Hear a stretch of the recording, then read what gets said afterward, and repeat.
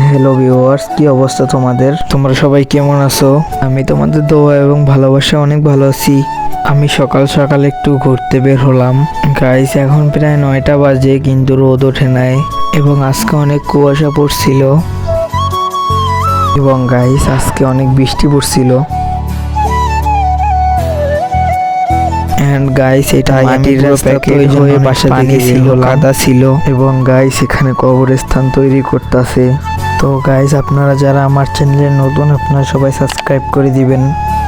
এবং গাইস, আমরা কথা বলতে বলতে টুলের সামনে চলে এসেছি। এন্ড গাইস, এই শীতকালে কিন্তু খেজুর গাছের রস পাওয়া যায় আমাদের এইদিকে।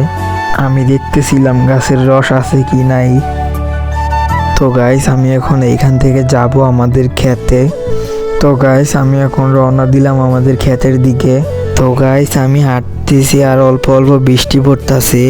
তো গাইস, কথা বলতে বলতে আমরা আমাদের রাস্তার সামনে এসে পড়েছি।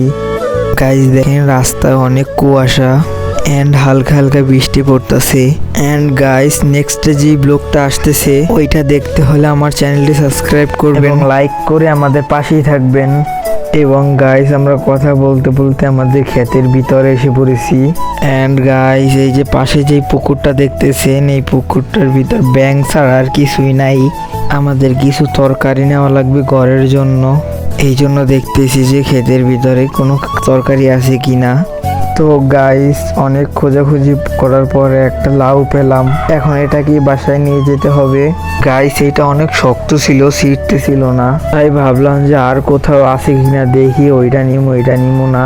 আমি ঘুরে ঘুরে দেখতেছিলাম। এন্ড গাইস, এখন যে গাছগুলো দেখতেছেন এটা হচ্ছে আমি লাগাইছি। আমি কোথাও লাউ খুঁজে পাইলাম না, তাই ভাবলাম ওইটাই নিমো। তাই গায়ের জোরে টান দিলাম, তবুও ছিঁড়তেছিল না। তবে পাও আর হাত মিলে টান দেওয়ার পরে অবশ্যই ছিল। তো গাইস, লাউটা নিয়ে আমি হাঁটতেছিলাম আর রিভিউ দিতেছিলাম।